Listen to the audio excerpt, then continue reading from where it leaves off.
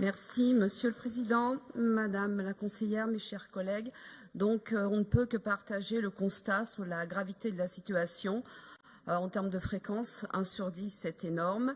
Et concernant le lieu où le harcèlement naît souvent, l'école, un lieu où l'on transmet savoir et valeurs aux élèves et qui contribue à la construction de son identité, de sa personnalité.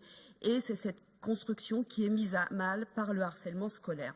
Donc vous avez évoqué bien entendu les formes et les conséquences du harcèlement scolaire. C'est dans votre rapport, le cyberharcèlement est peu évoqué et il a une place extrêmement importante au lycée. Donc nous pensons qu'il doit y avoir un vrai travail là-dessus.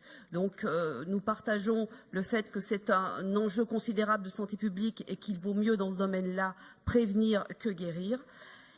Et c'est pourquoi nous soutenons votre plan. Cependant, si nous voulons vraiment être efficaces, il nous semble qu'il faut aller plus loin que ce rapport, que tous les acteurs concernés doivent être associés et l'éducation nationale est un peu égratignée dans ce rapport. Elle s'est quand même engagée tardivement, certes, mais très fortement depuis 2015 et il faut vraiment coordonner nos actions fortement avec l'éducation nationale.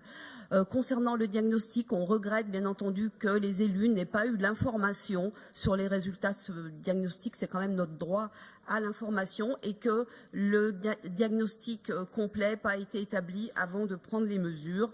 Avec quel protocole, quel périmètre. Par ailleurs, donc comme le Césaire, nous partageons les mêmes difficultés.